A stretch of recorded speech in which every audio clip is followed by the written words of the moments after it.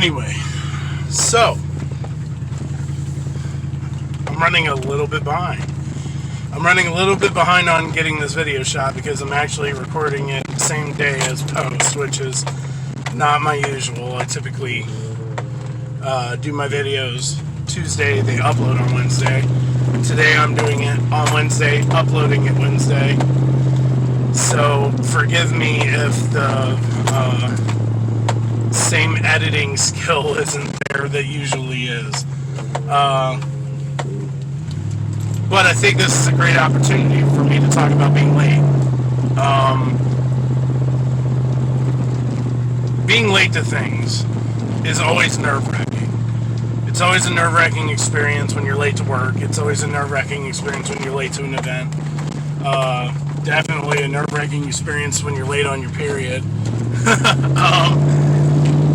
Being late never causes a great feeling inside of you.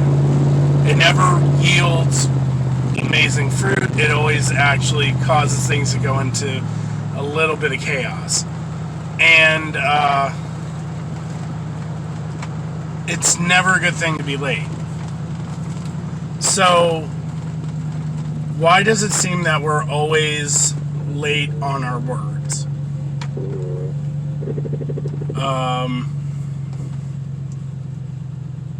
We never really take our words into account for our timeliness.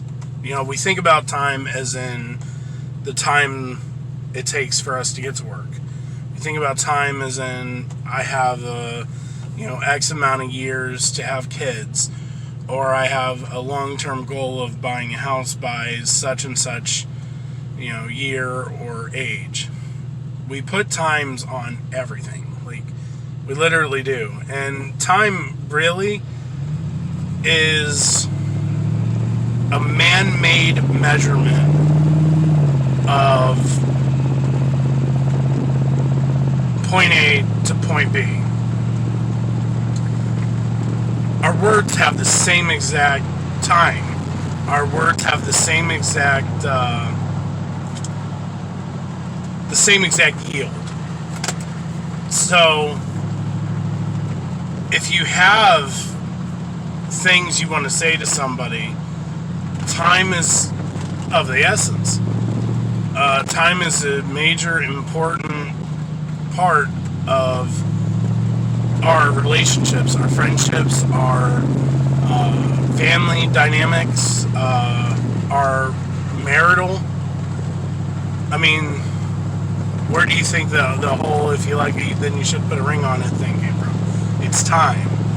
It's the time it takes to get those things done. And it's always, always important to be on time. So,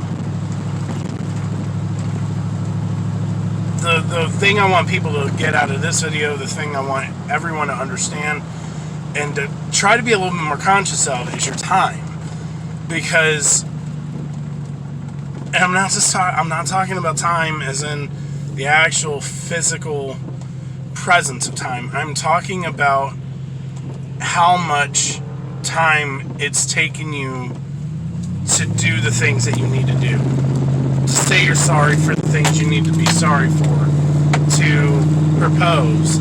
To have those really difficult, ugly, nasty conversations that you need to have with family, with friends.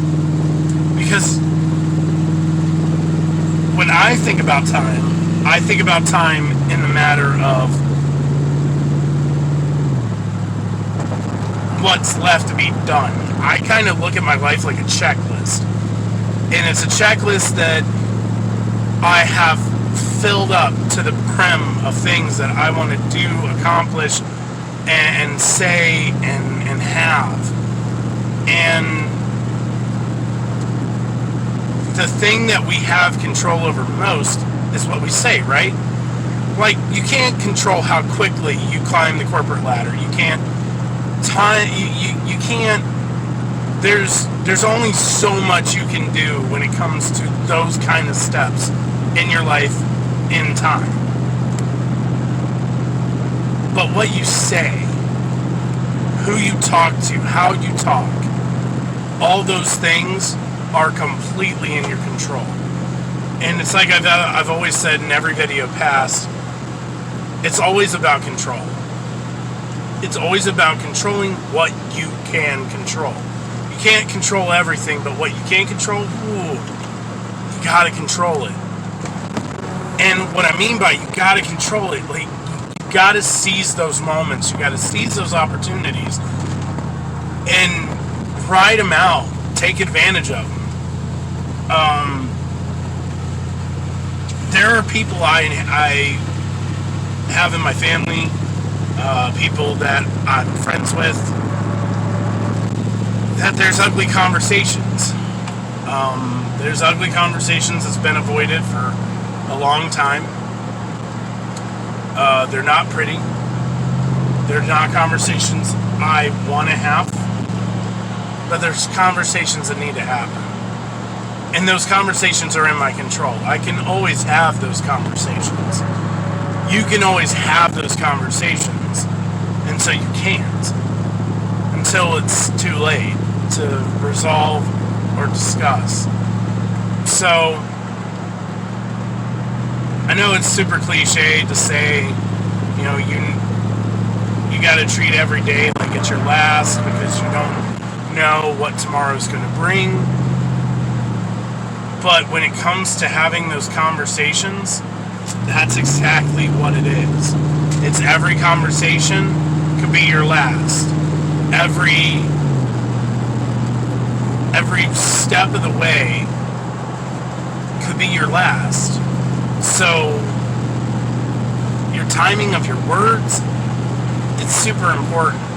And you really don't want to bear that anxiousness of what's going to happen if you don't get to have that conversation, if you don't address that problem, if you don't handle that situation or those situations.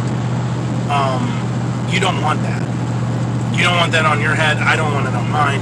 That's why I've been doing my best to try to handle the conflicts in my life as quickly as I can and resolve them, or at least come to a resolution about them as quickly as I can, because at the end of the day,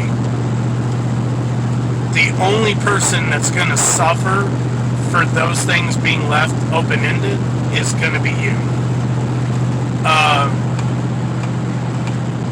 If something goes down and you're not able to resolve or finish those conversations,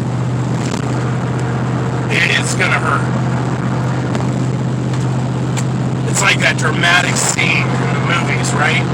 Where you got two star-struck lovers or you know, love interest, and the other person's about to die. Now, obviously, like, those are action films, but think about that. Like, think about those scenes in those movies where somebody's about to go underwater and they don't think they're going to make it back up.